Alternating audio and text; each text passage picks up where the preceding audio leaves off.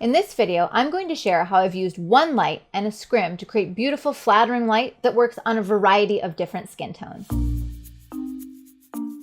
I'm Lindsay Adler and I'm a portrait and fashion photographer based in New York.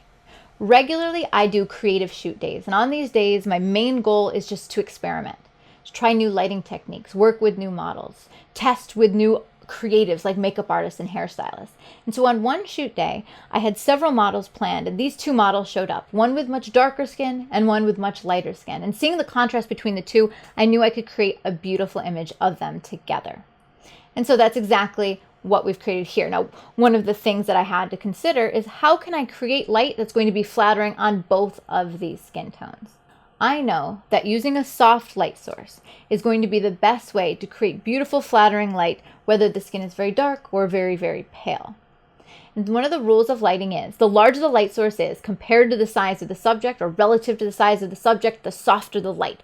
What that means is if you use a big light source, a big modifier, or you take your modifier and you bring it close to your subject, you're going to create soft light. And so in this instance, to create beautiful flattering light on both skin tones, I wanted to use the softest light modifier possible. So let me take you behind the scenes so that you can see exactly what I used to create this flattering result. For this photograph, I used something called a scrim, specifically the Westcott Scrim Jim 8x8 foot.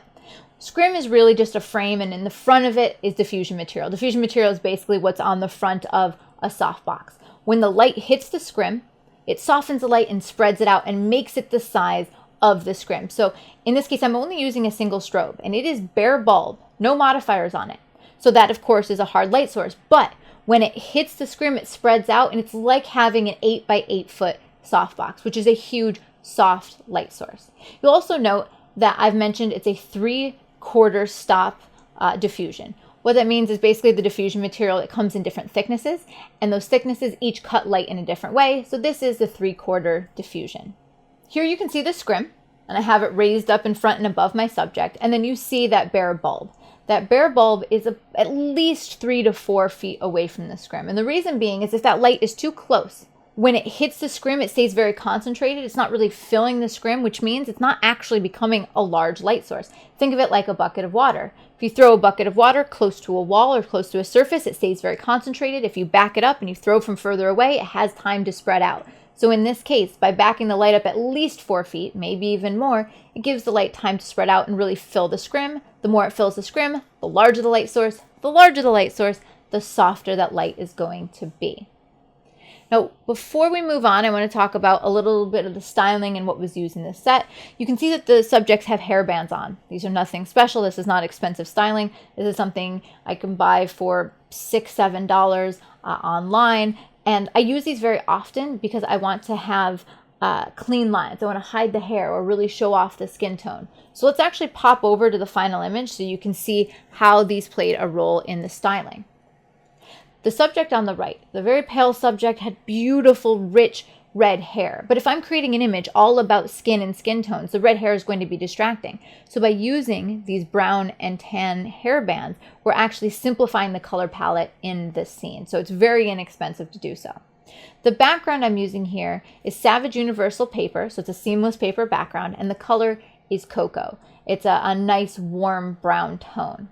Now this is what I ended up with, but this is actually not what the image looked like in camera. So let me show you what it looked like straight out of camera before any of the post-processing. Now you can see right away that by using this scrim, I have a soft light source across both subjects. You'll notice no blown out highlights, no dark shadows. It's just nice and soft and even. Looking at this photograph, there's a few things that I would change. I know, of course, if this photo is all about skin, I want to get rid of any blemishes, any wrinkles, anything that would distract from just being pristine, beautiful skin. I also think the background is a little bit too warm. I want it to match their skin tones more. It's too saturated and too warm here, so I'm going to adjust that. And then those headbands. I think that I want the headbands to match the skin tone of the individual they're on a little bit more so that they recede into the background, they become less noticeable. So that's something that I know I'm going to want to change in post. So this is what was captured in camera, no changes, no adjustment, and this is what I achieved with the retouch. You'll notice that the headband gets a little bit darker or lighter depending on the subject. The background becomes less saturated, and the skin becomes perfect.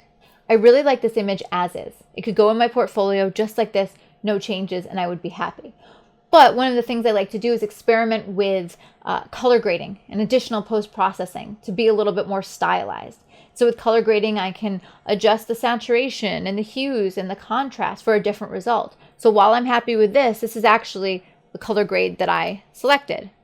And in this, I increased the contrast, I darkened down the image a little bit, I popped the highlights, and I desaturated the tones a lot. So I think that the color palette becomes more muted, but also a little bit more painterly in its effect. Now for this shoot, I was using a Canon 5D Mark IV and a 24 to 105 millimeter lens. And so in some shots, I included the head and shoulders like you see here. And so I needed a little bit wider of a focal length. And in other shots, I shot all the way at 105 and got tighter compositions. So I want to show you one of those tighter shots. Here's another image from the shoot. And I loved the contrast between the two subjects, so I actually stacked them and layered them here, so it emphasized that contrast even more. I also liked in the way that I posed my subjects that it was showing multiple views of the face. And so this is a bit inspired by the work you would see from someone like Picasso, where you see different angles of the face in a single frame. In both of these images, the lighting is very flattering, whether the subject has very dark or very light skin tones. And I do this by using one broad, soft light source, the largest light source I can achieve, and in this case, that is by using an 8 by 8 foot scrim. Now, if you've liked this video and if you've learned from this video, definitely feel free to give me a like. And if you'd like to see more of these, feel free to subscribe.